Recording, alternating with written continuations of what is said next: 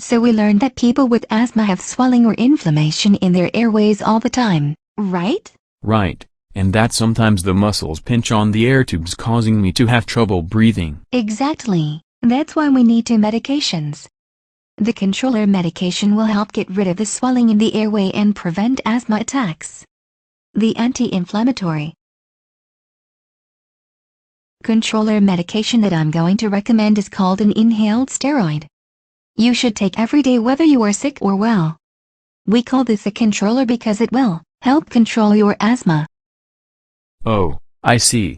If I take that every day there won't be any swelling in my lungs. You catch on quick. That's exactly right. Once we get you in control, then we can go down on the dose to use the lowest dose that helps keep your symptoms away. I can't wait to get my asthma under control. So once he's under control he can stop his controller medication, right? Well, maybe. Once he's under control then we'll go down on the dose. We'll keep going down until he's either off the medication or we find the lowest dose that keeps his asthma. Oh, I see. He may still have occasional symptoms from his asthma, so he'll still need to have a reliever medication. You only use the reliever medication when you have symptoms. It doesn't prevent asthma attacks because it doesn't get rid of the swelling. Don't worry, we'll give you an asthma action plan so you know when, and how often, to use your two medicines. Now I want to talk to you about inhalers in general.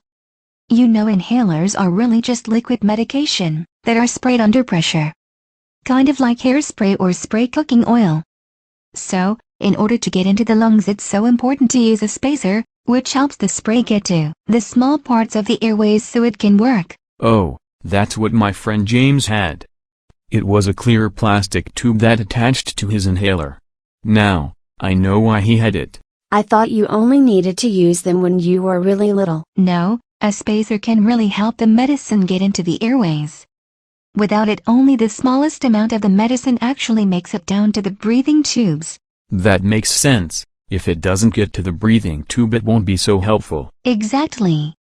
We'll show you how to use it too, because doing it properly makes a difference too. Well, he has a machine at home that I use sometimes.